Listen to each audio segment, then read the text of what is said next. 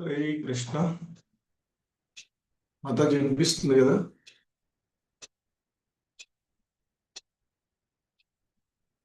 హరే కృష్ణ.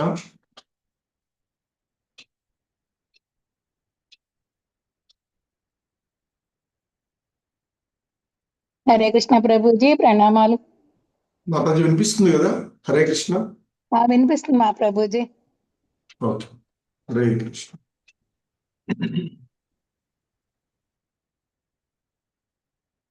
హరే కృష్ణ. ఓం అజ్ఞానతిమిరాంధస్య జ్ఞానాంజనశలాకయా చక్షుర్మిలితం యేన తస్మై శ్రీగురవే నమః. श्रीचैतन्यमनोभीष्टं स्थापितं येन भूतले स्वयं रूपः कदा मह्यं ददाति स्वपदान्तिकम्. वन्देऽहं श्रीगुरु श्रीयुतपदकमलं श्रीगुरून् वैष्णवांश श्रीरूपं साग्रजातं सहगण रघुनाथान्वितं तं सजीवं साद्वैतं सावधूतं परिजन सहितं कृष्ण चैतन्यदेवं श्री राधा कृष्ण पादान् सहगण ललिता श्री विशाखान्वितांश नमो ओं विष्णुपादाय कृष्ण प्रेष्ठाय भूतले श्रीमते भक्ति वेदांत स्वामिनिति नामिने. नमस्ते सारस्वते देवे गौरवाणी प्रचारिणे निर्विशेष शून्यवादी पाश्चात्य देशतारिणे. जय श्री कृष्ण चैतन्य प्रभु नित्यानंद श्री अद्वैत गदाधर श्रीवासादि गौर भक्त वृंद. हरे कृष्णा कृष्ण कृष्ण हरे हरे, हरे राम राम राम हरे हरे. హరే కృష్ణ. సో ఈరోజు లెవెల్ 3 క్లాసులో భక్తి రసామృతము అనేటువంటి ఈ గ్రంథంలో మనము ఈరోజు చూడబోతూ ఉన్నటువంటి అంశాలు భావభక్తి మరియు ఆ భావభక్తుడి యొక్క లక్షణములు అనేటువంటి అంశాలు. సో ఈ మనకి భావభక్తి ఇంతకుముందు రూపగోస్వాముల వారు చెప్పినట్లుగా భక్తిని 3 దశలుగా చెప్పుకున్నటువంటివి. సాధనా భక్తి అంటే నియమ పూర్వకంగా చేసేటువంటి భక్తి, అంటే విధి విధానాలను అనుసరిస్తూ శాస్త్రాల్లో చెప్పబడింది లేదా ఆచార్యుల యొక్క ఆదేశాలను అనుసరించి చేస్తూ ఉండేటువంటి భక్తి. ఆ భక్తి కారణంగా అలా సాధనా భక్తి చేస్తూ ఉన్నట్లయితే ఆ భక్తుల్లో మరి ఇక హృదయంలో ఉద్భవించేటువంటి భావన ద్వారా సో ఆ సాధనా భక్తి నుండి భావభక్తి ఉద్భవిస్తూ ఉంటుంది. అంటే దాని నుండి ఆ భక్తుడు హృదయంలో ఉద్భవించేటువంటి భావనల ద్వారా చేసేటువంటి భక్తి. ఇక ఆ భావభక్తి తదుపరి ప్రేమ భక్తిగా మారేటువంటిది. సో అది తదుపరి చూడవచ్చు. సో ఇక్కడ ఈ సాధనా భక్తి ఫలితంగానే భావభక్తి ఉద్భవిస్తుంది. అందుకే ఆ భావభక్తి భక్తి వికాసంలో 2వ అంటే మధ్యస్థ దశగా చెప్పబడుతూ ఉండేటువంటిది. ఎందుకంటే ఆ భావ భక్తి అనేటువంటిది ఆ శుద్ధ సత్వగుణంలో ప్రకాశించేటువంటి ప్రేమ సూర్యుని కిరణంలా ఆ వెలుగొందేటువంటి రుచి ద్వారా హృదయంలో ఉద్భవించేటువంటి ఆ మనోభావమే భావ అని చెప్పబడేటువంటిది. సో ఎందుకంటే భక్తి భావ అంటే మనసులో అంతర్గతంగా ఉద్భవించేటువంటి అంతర్గత అనుభూతి, లేదా దాన్నే మనో భావము అని చెప్తుంటారు. సో ఆ అంతర్గత అనుభూతి లేదా మనోభావము అంటే మనసులో ఉద్భవించేటువంటి అంతర్గత అనుభూతి, ఆ మనోభావము ఆ భగవంతుని భగవంతుని ఎడ ఆ ప్రగాఢమైనటువంటి నమ్మకము, సమర్పణగా మారేటువంటి అంటే అటువంటి అవకాశం. సో కనుక ఆ భావభక్తి అనేటువంటిది ఆ భక్తుడి యొక్క ఉన్నత స్థాయి అని చెప్తూ ఉంటుంటారు. ఇది ఆ భక్తి మార్గంలో భక్తుడి యొక్క హృదయంలో దేవదేవుని పట్ల ఆ లోతైనటువంటి ప్రేమ, అనురాగము, ఆనందము, అనుభూతి రూపంలో వ్యక్తమవుతూ ఉంటుంది అని చెప్తూ ఉంటుంటారు. సో కాబట్టి మరి ఈ భావభక్తిలో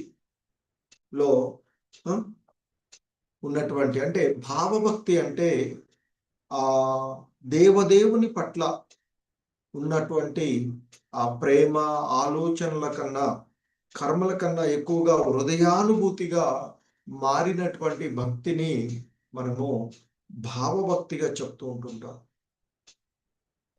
ఎందుకంటే మనకి సాధారణంగా శ్రీమద్ భాగవతంలో భక్తి యొక్క వివిధ దశలు చెప్తూ ఉంటారు. మొదట శ్రద్ధ, తదుపరి సాధు సంగం, తదుపరి భజన క్రియ, తదుపరి అనార్థ నివృత్తి, నిష్ఠ, రుచి, ఆసక్తి, భావ, ప్రేమ. ప్రేమ అనేటువంటిది అత్యున్నతమైనటువంటి స్థితిగా చెప్పబడుతూ ఉంటుంది. సో ఇక్కడ ఈ శ్రద్ధ, సాధు సంగము, భజన క్రియ, అనార్థ నివృత్తి, నిష్ఠ, రుచి, ఆసక్తి, ఆ భావం, ఆ తర్వాత తదుపరి ప్రేమగా మరి ఇవన్నీ కూడా భక్తి యొక్క వికాస దశలుగా చెప్తూ ఉంటారు. ఆ భావభక్తి అనేటువంటిది మనకి ఆ పరిపక్వ దశకు ముందు ఉన్నటువంటి స్థితి. పరిపక్వ దశలో చేయబడేటువంటి భక్తి ఏదైతే ఉందో అది ప్రేమ భక్తిగా చెప్తూ ఉంటుంటారు. సో కనుక మనము ఇక్కడ మనకి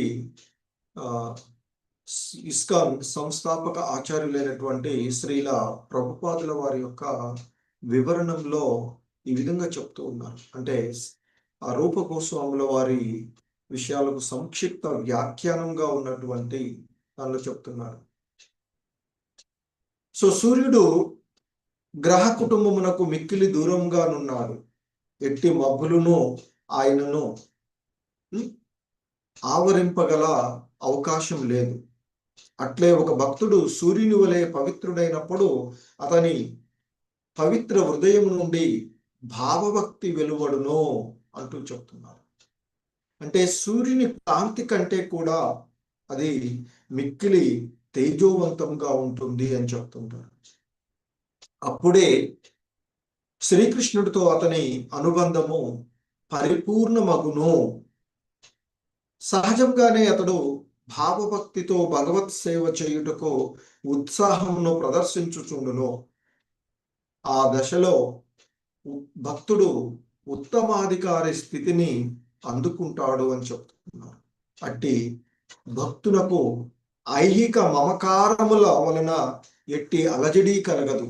అంటే ఏ విధమైనటువంటి లౌకిక అంశాల ఎడ అతడు ఆసక్తుడై ఉండడు అనేటువంటిది ఇక్కడ చెప్పబడుతూ ఉన్నటువంటి అంశం. సో కనుక మరి అటువంటి ఆ భావభక్తుడు ఐహిక మమకారాల వలన ఎటువంటి ఆసక్తి లేకపోవడం వలన అతడు సదా శ్రీ శ్రీ రాధాకృష్ణుల యొక్క సేవని చేయడానికి అతడు అనురక్తుడై ఉంటాడు. ఆ విధమైనటువంటి సేవలోనే అతడు నిమగ్నమై ఉంటాడు అని చెప్తుంటారు.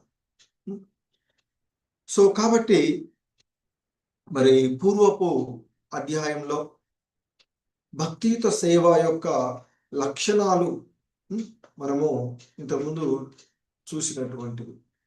సో మరి ఆ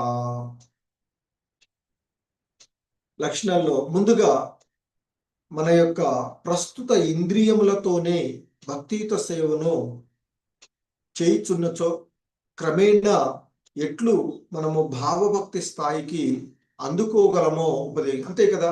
మొదటగా శ్రద్ధ, మరి ఆ శ్రద్ధాభావంతో ఆ భగవంతుణ్ణి ఆశ్రయించి తద్వారా సాధు సంగమం జరుగుతూ ఉండేటువంటి విధానంలో సో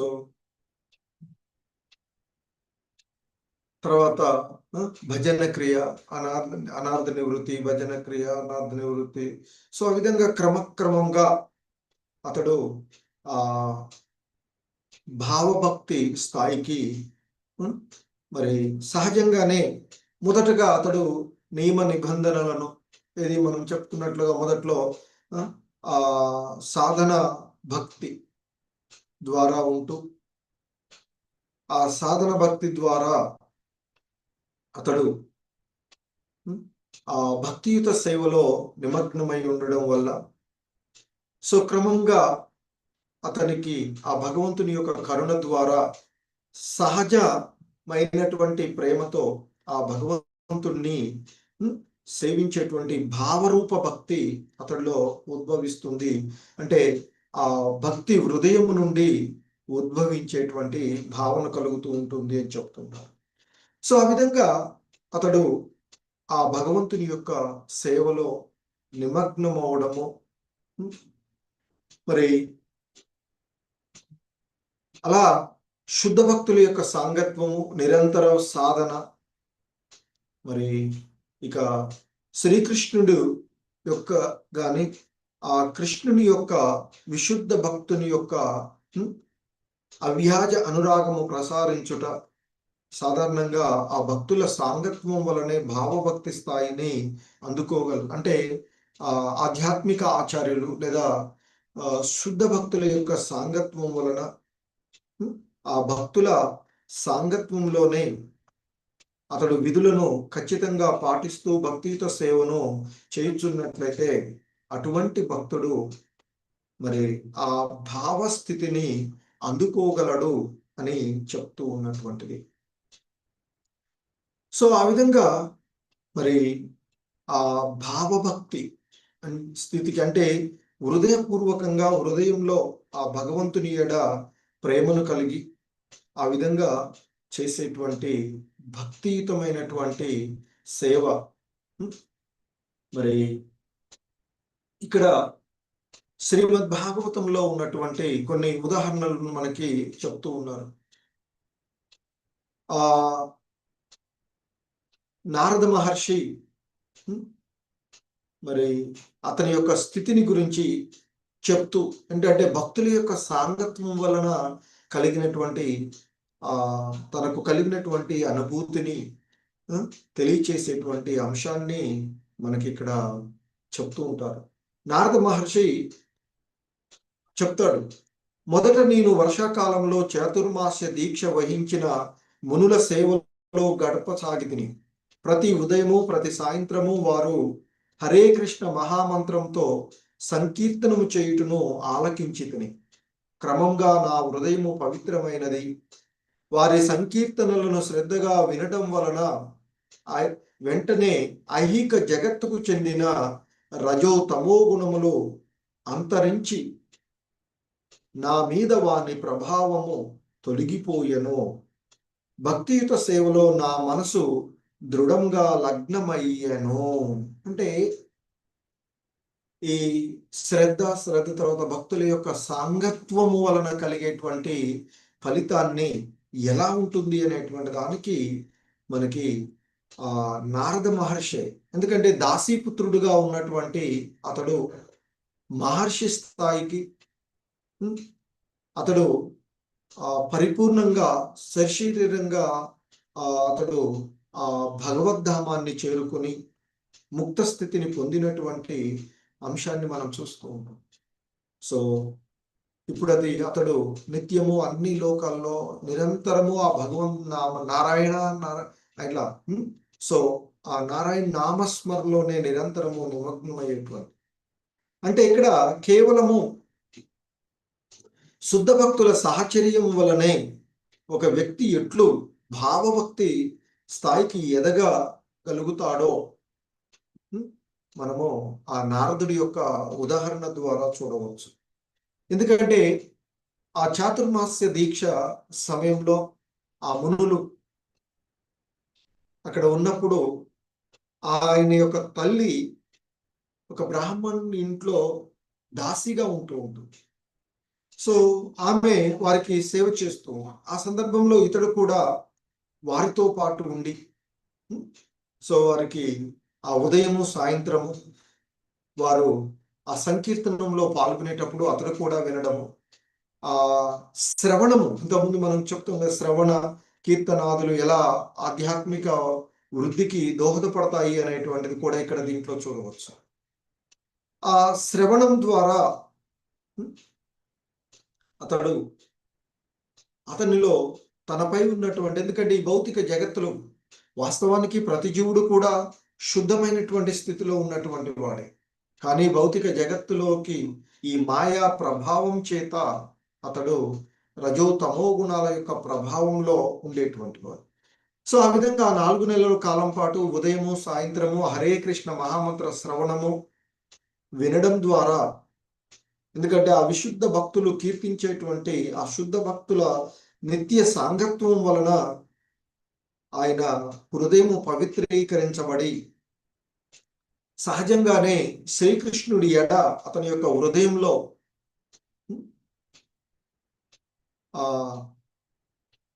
ప్రేమ ఉద్భవించి అతడు మరి ఆ భక్తియుత సేవలో నిమగ్నమయ్యేటువంటి అంశాన్ని మనము ఇక్కడ తెలుస్తూ ఉన్నటువంటిది. సో ఆ విధంగా ఆ స్వతహాగా భగవంతుని ఎడ సహజ సిద్ధంగా కలిగేటువంటి భావన ద్వారా అతడు ఆ భగవంతుని గురించి నిరంతరము ధ్యానం చేయడం జరుగుతూ ఉంటుంది.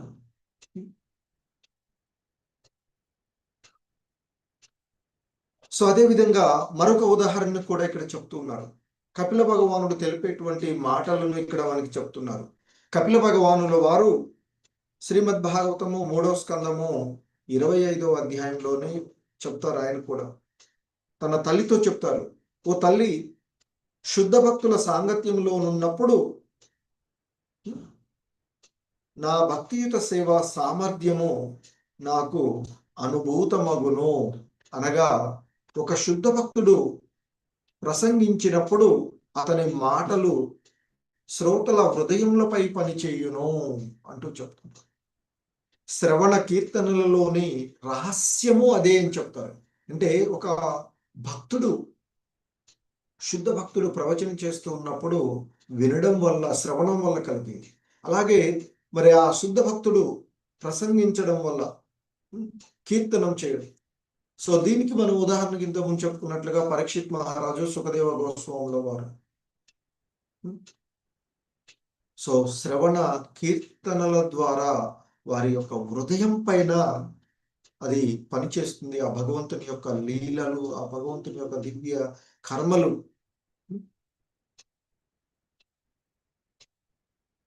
అంతేగాని వృత్తి చేత గొప్ప వ్యక్తులుగా ఉండేటువంటి వారు శ్రోతల హృదయంలో దివ్య పారవశ్యాన్ని నెలకొల్పలేరు.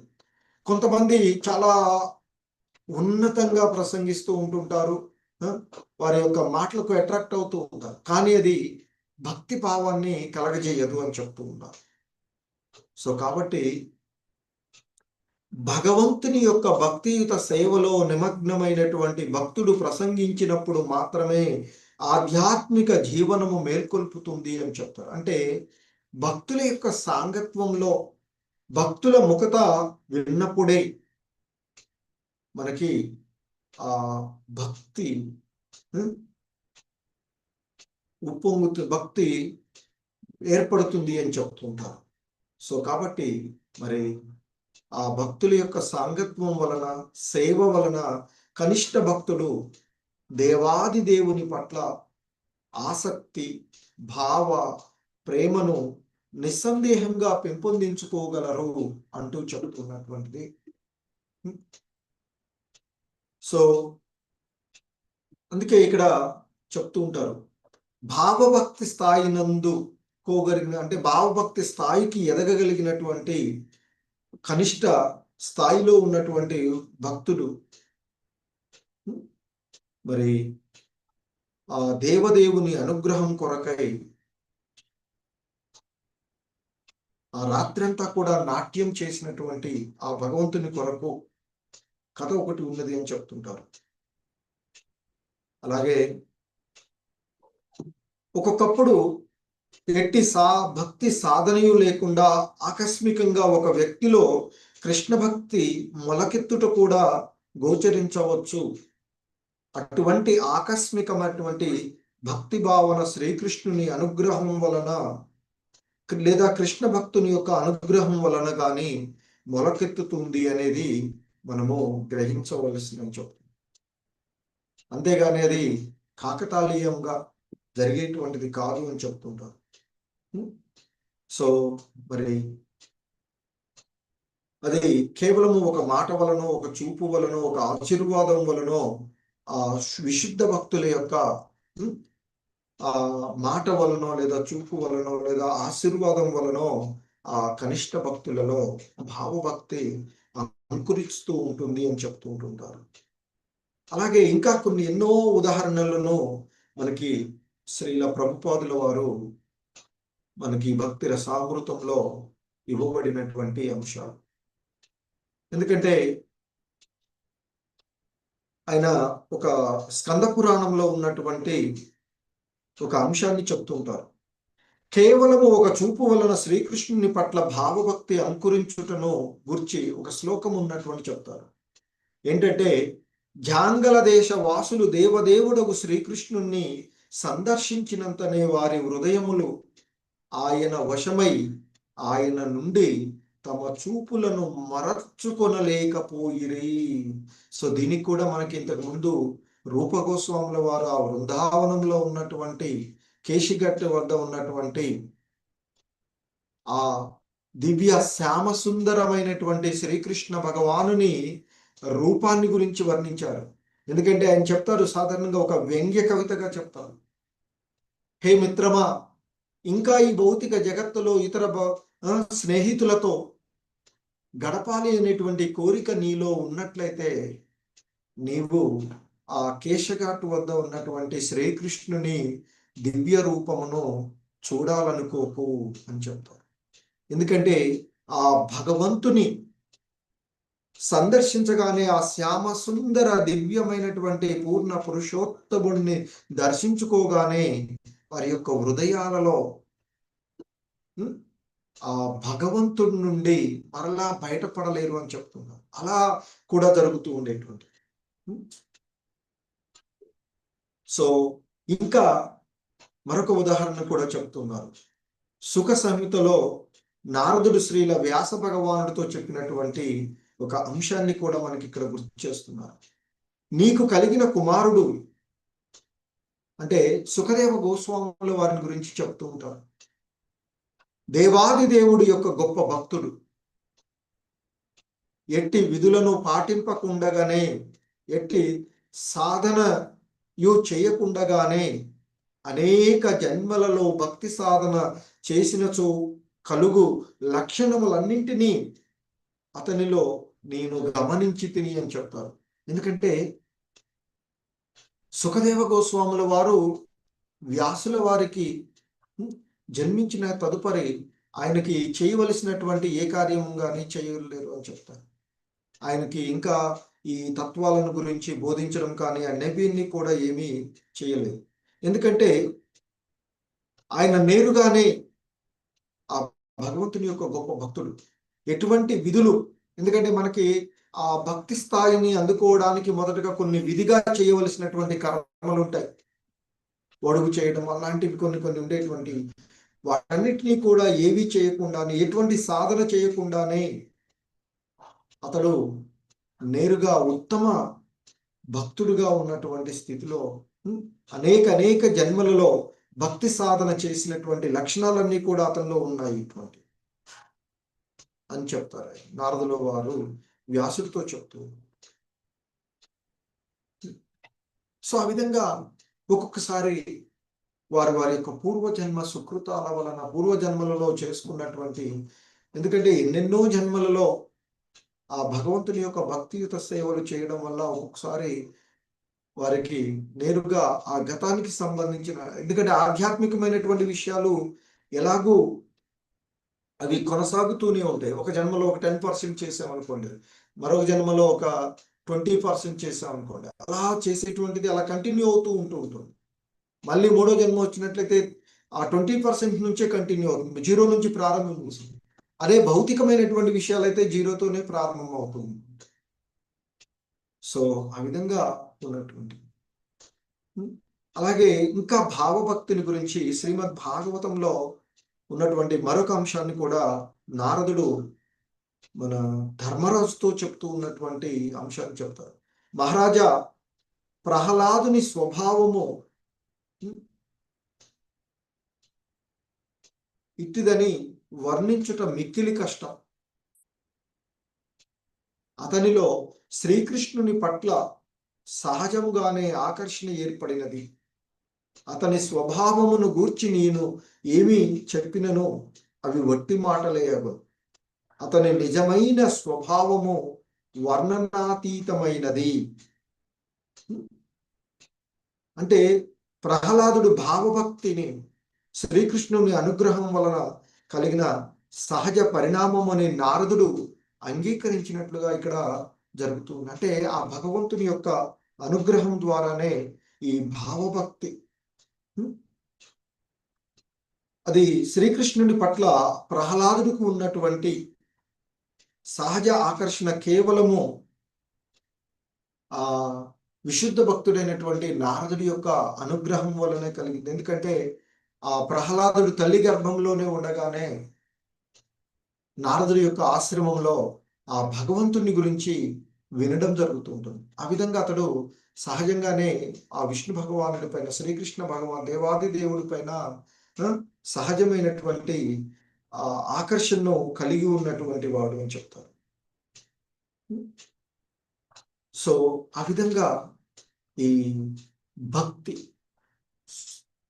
భావభక్తి ఎలా అంటే ఉత్పన్నమవుతుంది, అది భావభక్తులకు కొన్ని ఉదాహరణలుగా చెప్తూ వచ్చినట్టు. అలాగే ఇంకొక అంశాన్ని కూడా మనకి ఇక్కడ గుర్తు చేస్తూ ఉంటారు. స్కంద పురాణంలో పర్వతముని నారదుడితో పలికినటువంటి, ఓ నారద మునీంద్ర, మహర్షులలో మేటి మహర్షివి నీవు. నీ ఆశీస్సుల వలన సత్సంకల్పము వలన హీన జాతుడగు ఒక వేటగాడు గొప్ప కృష్ణ భక్తుడయ్యను. సో ఇంతకు ముందే మనం అది చెప్పుకున్నాం. ఒక వేటగాడు జంతువులను వేటాడుతూ వాటిని పూర్తిగా సంహరించబోయేవాడు. కొన ఊపిరితో ఉండగానే అలా వదిలేసి అవి గిలగిలా కొట్టుకుంటూ ఉంటే చూసి ఆనందించేటువంటి క్రూరుడుగా ఉండేటువంటి వాడు అని చెప్తుంటారు.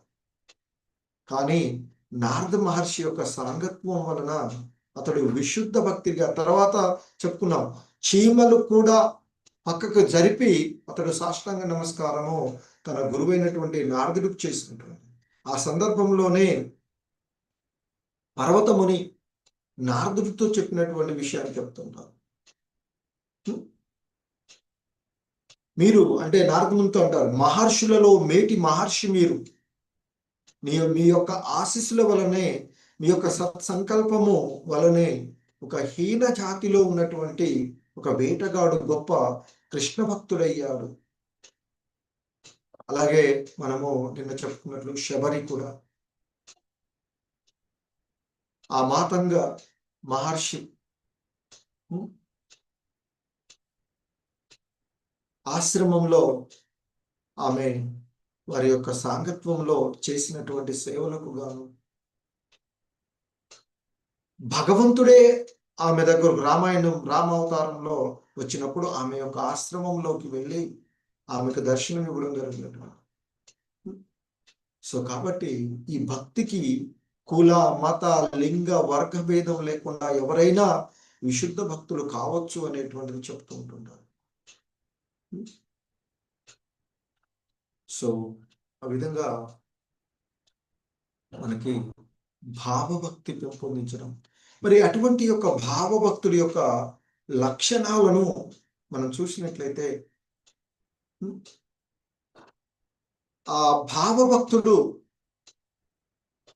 యొక్క లక్షణాలను మనకి రూపగోస్వాముల వారు ఈ విధంగా చెప్తూ ఉంటారు. ఒక భావభక్తుడు నిరంతరము భక్తియుత సేవ చేయుటయందే ఆసక్తిని ప్రదర్శించును అని చెప్తుంటారు. సో అతడు నిరంతరం కూడా 24 గంటలు మనసంతా దేవదేవుని యొక్క రూపంతోనే మునిగిపోయి ఉంటుంది. సో 24 గంటలు ఎట్టి అంతరాయం లేకుండా ఆ భగవంతుని సేవ చేయడాన్నే అతడు అభిలషిస్తూ ఉంటారు అని చెప్తారు. ఆ భావభక్తుడి యొక్క లక్షణాలు. సో ఎందుకంటే ఆ భావభక్తుడు తన మనసంతా దేవదేవుని రూపంలోనే మునిగిపోతాడు. దేవదేవుని స్మరణ, కీర్తన, లీలా చింతనలో ఆనందిస్తూ ఉంటుంటాడు. తనకు కలిగేటువంటి ఆనందం ఆధ్యాత్మికమైనది కాగా స్వార్థరహితమైనదిగా ఉంటుంది అని చెప్తారు. సో ఇంకా చెప్తారు, కన్నీళ్లు, గలం కంపించటము, రోమాంచితము వంటి ఆ భావాలు వ్యక్తీకరించబడడం సహజంగానే ఉద్భవిస్తాయి. ఇవన్నీ కూడా సహజ లక్షణాలు అని చెప్తూ ఉంటుంటారు. సో మనకి రూపగోస్వాముల వారు ఆయనకి ఆ లక్షణాలను ఈ విధంగా చెప్తారు. ఒక భావభక్తుడు నిరంతరము భక్తియుత సేవ చేయుటయందే ఆసక్తిని ప్రదర్శిస్తూ ఉంటాడు. అంతేకాని సోమరితనంలో అతడు ఉండడు అని చెప్తారు. అలాగే అతడు శాంతశక్తుడుగా ఉంటాడు, ప్రశాంతంగా. ఎందుకంటే ఎటువంటి లౌకికమైనటువంటి విషయాల అతడు ఆసక్తిని కలిగి ఉండడు. మనసంతా భగవంతుని చేత నిండిబడి ఉండడం వల్ల అతడు శాంతశక్తుడుగా ఉంటాడు. ప్రతి పనిని కూడా శ్రద్ధగా చేస్తూ ఉంటాడు అని చెప్తుంటారు. అతడు ఐహికమైనటువంటి ఆకర్షణల పట్ల సర్వదా విముఖుడుగా ఉంటాడు. అలాగే అతడు తన యొక్క సేవలకు లౌకికమైనటువంటి గుర్తింపును కానీ గౌరవాన్ని కానీ అతడు కోరుకో. సో ఒక భక్తుడు ఎప్పుడు కూడా ఇతరుల నుండి గౌరవాన్ని వాంఛించడు అని చెప్తారు. కానీ అతడు ఇతరులను చాలా ఆదరణతో, గౌరవంతో చూస్తూ ఉంటారు అని చెప్తారు. అలాగే ఒక భక్తుడు అంటే భావభక్తిలో ఉన్నటువంటి వాడు ఆ భగవంతుని యొక్క అనుగ్రహం తనపై కలుగును అనేటువంటి గట్టి విశ్వాసంలో ఉంటారు అతడు అని చెప్తారు. అదే కదా నిన్న చెప్పుకున్నటువంటి శబరిమాత. ఆమె చిన్న పిల్లప్పటి నుండి, అంటే కొంత వయస్సు వచ్చినప్పుడు, దాదాపుగా 10-12 సంవత్సరాల వయస్సు నుండి కొంతకాలం చేసి ఆ భక్తుల యొక్క సాంగత్వము ఆ ఆశ్రమంలో, మాతంగముని ఆశ్రమంలో ఉన్నప్పుడు ఆమె ఆ విధంగా వారి యొక్క సాంగత్వంలో భావభక్తి కలుగుతుంది భగవంతుడు. అందుకే అడుగుతుంది, భగవంతుడు ఎప్పుడు నాకు దర్శనం ఇస్తాడు, నేను ఎప్పుడు భగవంతుడిని దర్శించుకోగలను అని అడిగితే ఆయన భగవంతుడే నీ కోసం వస్తాడు అంటే ఆమె ఆ భగవంతుడి యొక్క అనుగ్రహం తనపై కలుగుతుంది అనేటువంటి నమ్మకంతో ముదుసలి అయినంత వరకు కూడా ఎదురు చూస్తూనే ఉంటుందా. సో అప్పుడు త్రేతాయుగంలో శ్రీరామచంద్రుడు లక్ష్మణ సహితుడై ఆమెకు దర్శనం ఇవ్వడం చూస్తాం.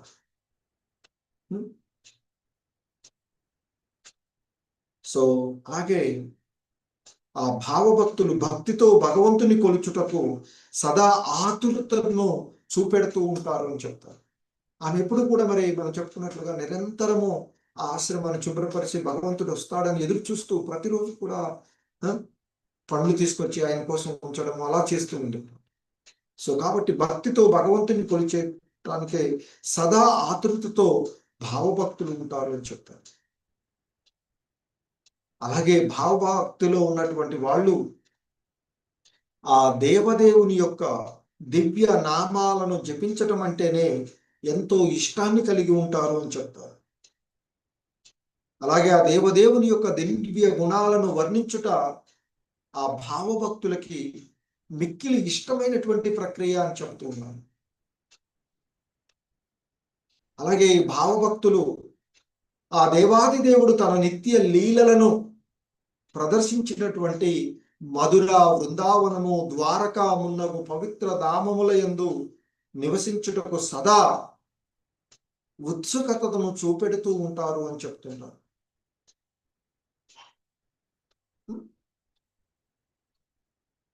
సో ఆ విధంగా మరి ఆ భావభక్తుల యొక్క లక్షణాలను మనకి చెప్తూ ఉన్నటువంటి సో భావభక్తిలో ఉన్నటువంటి భక్తుడు యొక్క మనసంతా ఆ దేవదేవుని యొక్క రూపంతోనే మునిగిపోయి ఉంటూ ఉంటుంది అని చెప్తూ ఉంటుంటారు. ఇక దేనిని అన్యాభిలాషతో ఏది కూడా అతనికి ఏవి ఉండదు. సో అతనికి ఆనందం ఏంటి అంటే ఆ భగవంతుని యొక్క సేవలో ఆ భగవంతుని గురించి లీలల గురించి స్మరించుకోవడము, ఆ భగవంతుని యొక్క దివ్య గుణాలను స్మరించుకోవడము, కీర్తించడము, ఆయన యొక్క లీలలోనే మనసులో ఉండడం వల్ల ఆ చింతనలతోనే అతడు ఆనందిస్తూ ఉంటాడు అని చెప్తారు. సో కనుక అలా శాంతశక్తుడుగాను ఐహికమైనటువంటి ఆకర్షణల పట్ల విముఖుడుగా ఉన్నటువంటి అంటే స్వార్థరహితుడుగా ఉంటాడు. ఎటువంటి స్వార్థ చింతనలోనూ అతడు ఉండడు అని చెప్తుంటారు. సో అటువంటి భక్తుడు ఆ భగవంతుని యొక్క సేవలో ఆయన యొక్క భావనలో భావయుతమైనటువంటి భక్తిలో ఒక్కొక్కసారి ఆ భక్తుల యొక్క ప్రార్థనలు వాళ్ళు కన్నీళ్లు కాలుస్తూ ఉంటుంటారు. అలాగే వాళ్ళు కీర్తించేటప్పుడు గొంతు వణుకుతూ ఉంటుంటుంది అని చెప్తారు. గలం కంపించడం ఒక్కొక్కసారి వారికి రోమాంచితం అవుతూ ఉంటుంది. అటువంటి భావ వ్యక్తీకరణలు కూడా సహజంగానే ఆ భావభక్తుల్లో ఉద్భవిస్తూ ఉంటుంటాయి అని చెప్తుంటారు. మరి ఇటువంటి ఆ భావభక్తిని అలవర్చుకున్నటువంటి శుద్ధ భక్తుడు తన యొక్క వాక్కులను ఇంతకుముందు మనం స్మరణం అని చెప్తాం. వాక్కులను భగవంతుని స్తుతించడంలోనే వినియోగించుకొని నిరంతరము శ్రీకృష్ణుని ధ్యానిస్తూ ఆ దేవదేవునికి ప్రణామాలు అర్పిస్తూ ఆ దేవదేవుని యొక్క సేవలో భక్తిని కొనసాగిస్తూ ఉంటుంటాడు. అప్పుడప్పుడు అశ్రువులు జార్చుతూ ఉండడం, ఇది మనము ప్రహ్లాదుడి యొక్క అంశంలో చూస్తూ ఉంటుంటాం. సో ఒక క్షణం కూడా వ్యర్థం చేయకుండా నిరంతరము ఆ భగవంతుని యొక్క సేవలోనే నిమగ్నంతో అవుతూ ఉంటారని చెప్తారు. సో ఈ భావభక్తుడు ఎటువంటి లౌకికమైనటువంటి అలజడులకు ఎట్టి పరిస్థితుల్లో కూడా కలవరపడకుండా శాంతంగా ఉంటారు అని చెప్తుంటారు. సో ఎందుకంటే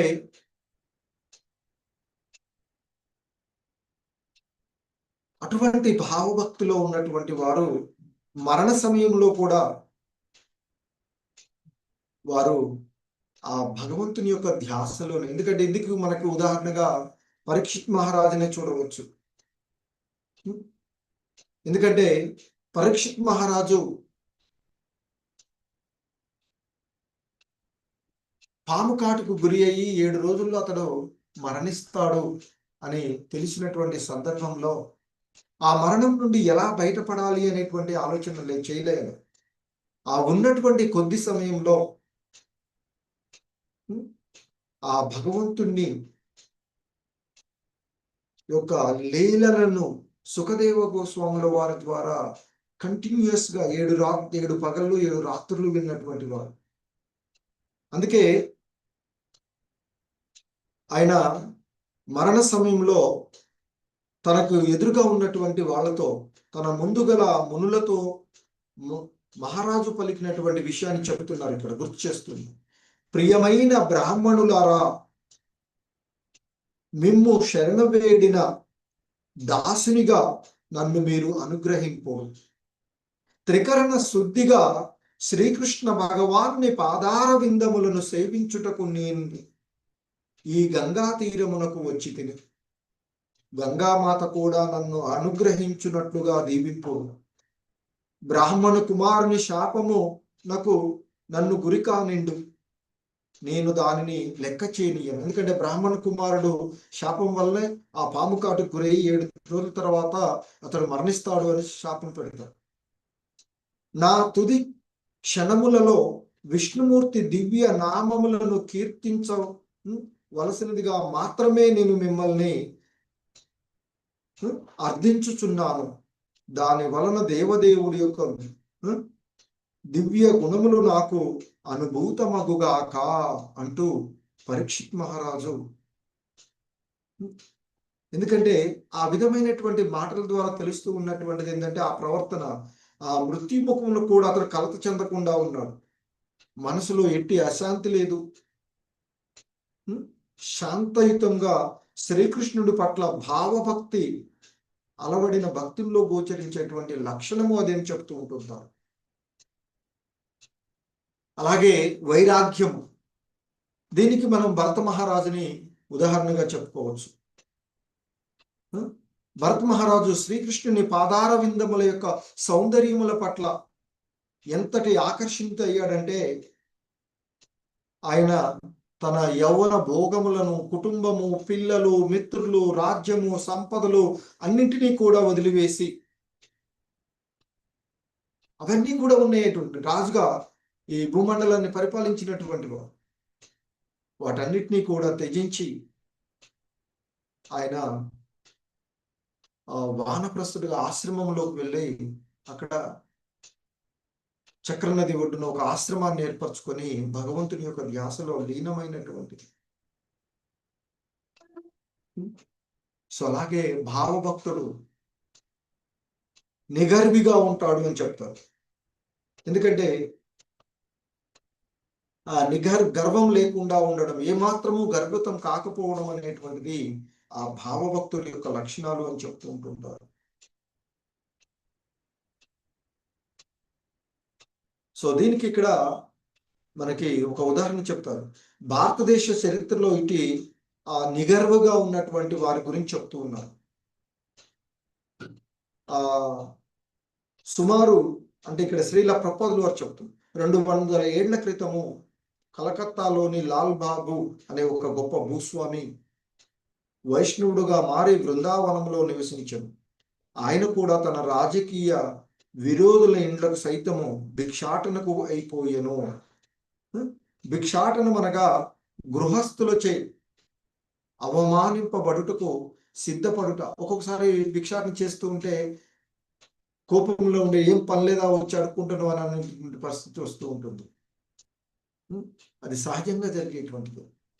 సో అట్టి అవమానాలను కూడా శ్రీకృష్ణుడి కొరకై అతడు భక్తుడు సహించవలెను అని చెప్తారు.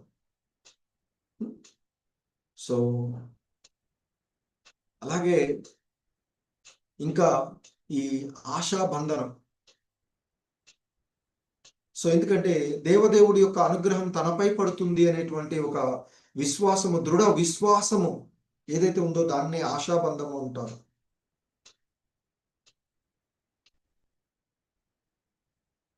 సో ఈ ఆశాబంధము భక్తుడు అంటే ఏంటంటే నేను నా యొక్క ఛాయాశక్తుల భక్తియుత సేవలో నేను నియమ నిష్టలతో పాటిస్తూ ఉన్నాను కనుక ఆ భగవంతుని యొక్క అనుగ్రహం నాకు కలుగుతుంది. కాబట్టి ఆ భగవంతుడు నన్ను ఉద్ధరిస్తాడు, ఆ భగవంతుని యొక్క కరుణ నాపై ఉంటుంది అనేటువంటి భావనలో ఉంటారు అని చెప్తారు. సో దానికి ఇక్కడ మరలా సూత గోస్వాముల వారి ఒక ప్రార్థనలనే మనకి ఇక్కడ గుర్తు చేస్తూ ఉన్నారు. శ్రీకృష్ణుని పట్ల గాని ఆ కృష్ణుని పట్ల ప్రేమను కలిగించు శ్రవణ కీర్తనములు అను సాధనముల పట్ల గాని నాకెట్టి ప్రేమయు లేదు. నిరంతరము శ్రీకృష్ణుణ్ణి స్మరించు ఆయన దివ్య పాదార విందములను తన హృదయంలో ప్రతిష్ఠించుకొను భక్తి యోగ పద్ధతిని కూడా నాకు పాటించుట చేత కాదు. ఆధ్యాత్మిక జ్ఞానమును ఆర్జించుట పుణ్య కార్యములు చేయుట మున్నగు కార్యములలో నిమగ్నుడగుటకు నాకు అవకాశం లేదు. ఇవన్నీ అట్లుండా నేను ఒక ఉత్తమ కుటుంబము నైనను జన్మింపలేదు.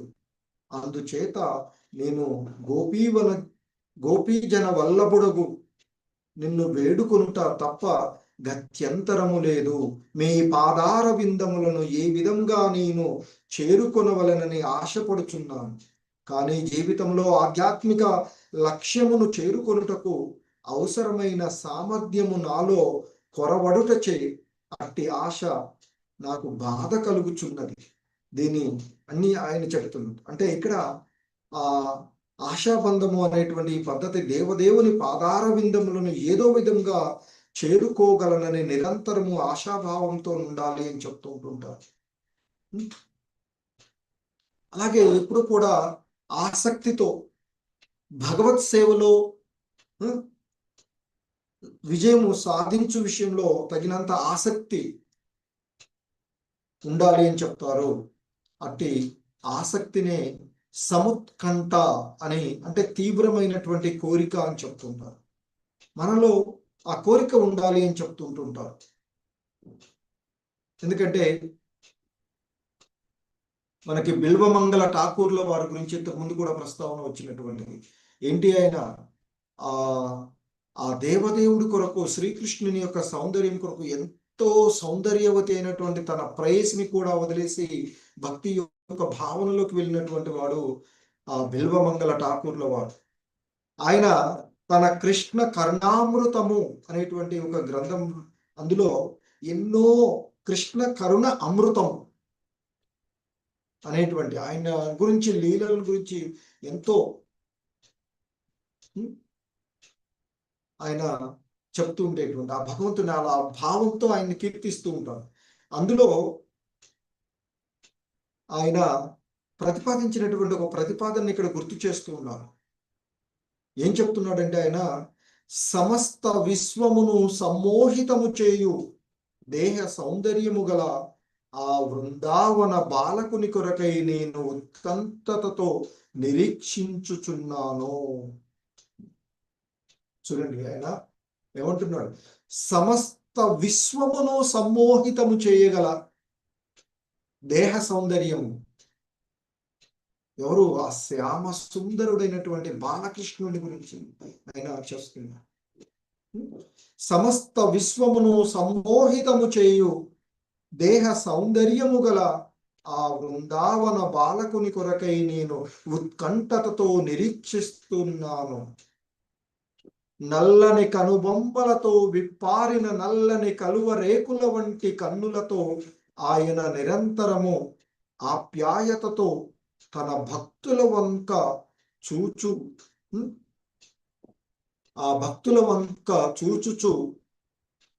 ఇటునటు త్రిప్పుచుండును అని చెప్తున్నారు ఇక్కడ.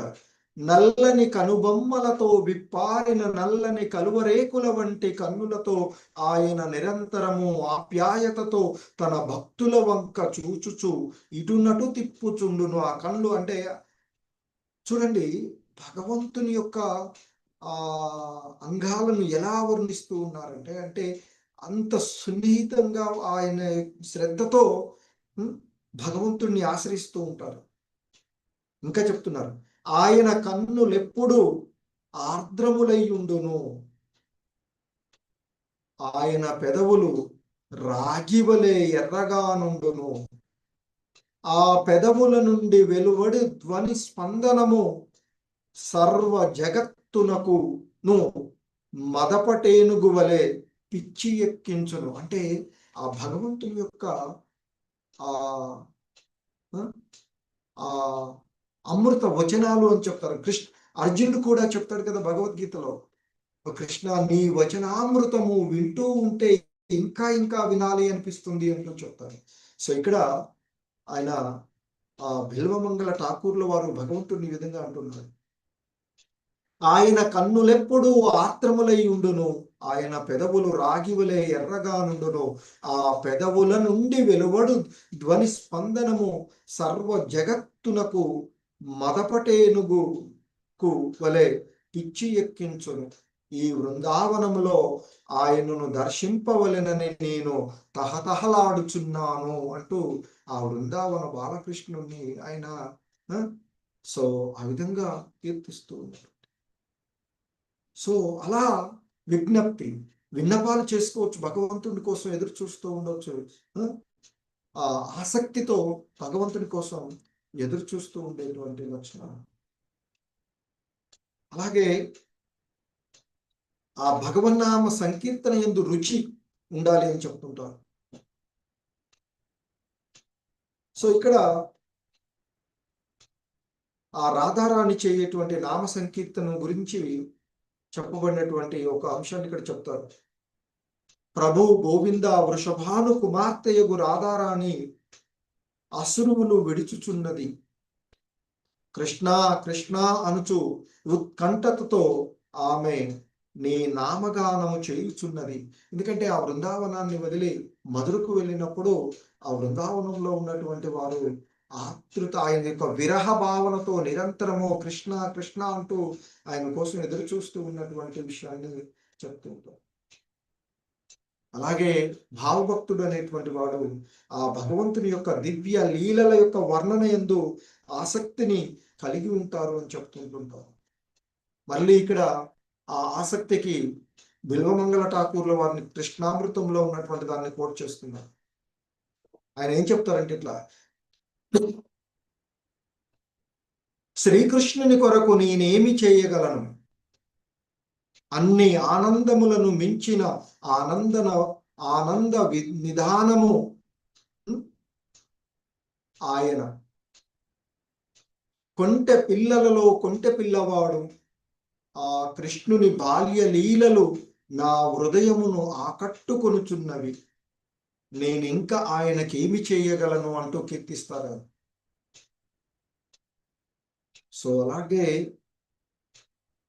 రూపగోస్వాముల వారు కూడా మనకి చూసాం, ఉపదేశ అమృతంలో ఆయన చెప్తారు, విశుద్ధ భక్తుడు అనేటువంటి వాడు కృష్ణ భక్తుడు మధుర వృందావన పరిసరాలలో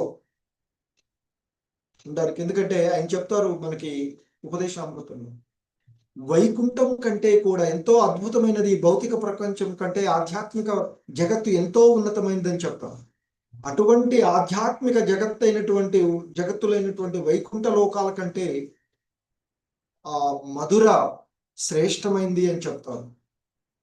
మరి ఇక మధుర కంటే కూడా వృందావన పరిసరాలలో కృష్ణుడు నివసిస్తూ బాల్యలీలలో జరిపిన కారణంగా మధుర కంటే కూడా మరింత శ్రేష్టమైంది అని చెప్తారు. సో అలాగే మరి ఇంకా మరి ఆయన గోపికలతో గోపబాలులతో కలిసి చేసినటువంటి ఆ గోవర్ధనగిరి మరింత ఉన్నతమైనది అని చెప్తారు, రాధాకుండము ఇంకా ఉన్నతమైనది అని చెప్తారు. సో అందుకే రూపగోస్వాముల వారు, నేను నిరంతరము ఆ వృందావన ప్రదక్షిణ, గిరి ప్రదక్షిణ, రాధాకుండ నివాసము అని చెప్పి ఆయన ఆ భగవంతుని యొక్క ఆసక్తితో ఆయన ఎన్నో చెప్పుకున్నటువంటి అంశాలను మనం చూస్తూ ఉంటుంటాం.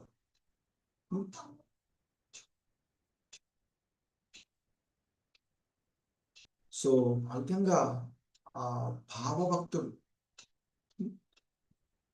తన యొక్క భక్తి తత్వాన్ని చాలా విషయాలను మనకి ఆయన అందులో వివరించినటువంటి వాటిని మరికొన్ని అంశాలను మీరు అందులో చూడవచ్చు.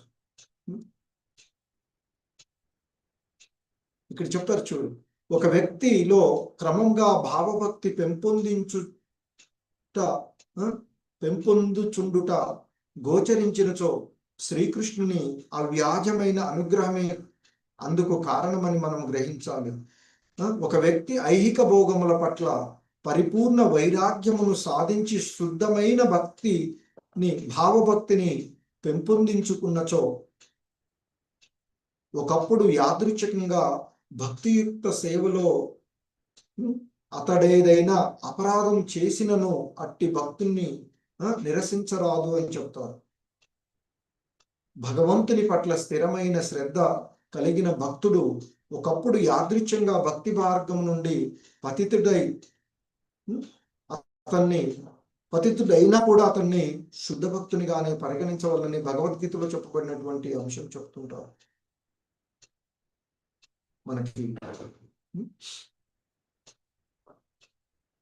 సో అలాగే ఇంకా మనకి నరసింహ పురాణంలో ఉన్నటువంటి ఒక వ్యక్తి యొక్క మనోవాక్కుల కర్మలచే దేవదేవుని సేవలో నిమగ్నుడై ఉండి కూడా బాహ్యంగా కొద్ది దుష్ట కార్యములను ఆచరించుట కనిపించినను క్రమంగా ఆ దుష్ట కార్యముల ఆచరణ తగ్గిపోయి అతనిలోని భావభక్తి విజయం సాధించును.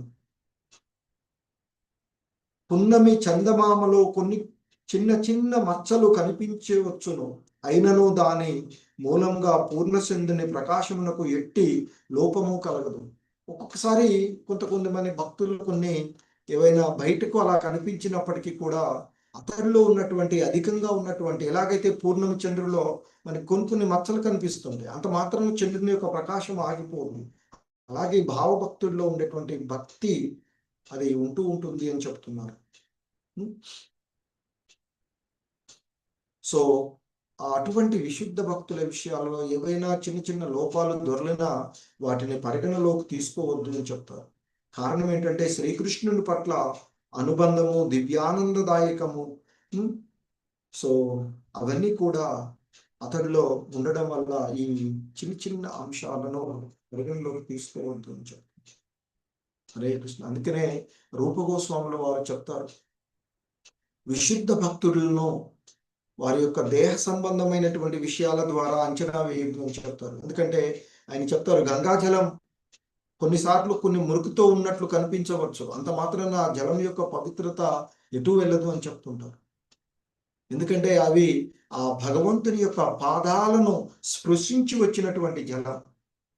అందుకే ఇక్కడ గంగాజలం యొక్క పవిత్రత కానీ గంగాజలంలో ఉండేటువంటి ఆ విశుద్ధమైనటువంటి స్థితిని శాస్త్రవేత్తలు కూడా అంతుపట్టినటువంటి విషయం. కానీ దానికి శ్రీల ప్రభుపాదులు వారు చెప్పేటువంటిది ఏంటంటే ఆ గంగాజలం యొక్క పవిత్రత, దానిలో ఉండేటువంటి ఆ ఔషధ గుణాలు, అవన్నీ కారణం ఏంటంటే అవి ఆ గంగాజలం భగవంతుని పాదపద్మాలను తాకి ఈ భూమిపైకి రావడమే కారణం అని చెప్తారు. అంతకంటే ఇంకొక వేరొక ఇదే లేదు అని చెప్తారు. హరే కృష్ణ. సో జగద్గురు శ్రీల ప్రభుపాదులకి ఇచ్చారు.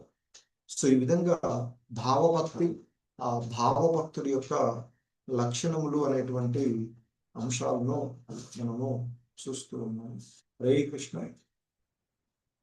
సో రేపు యొక్క క్లాస్ గురించి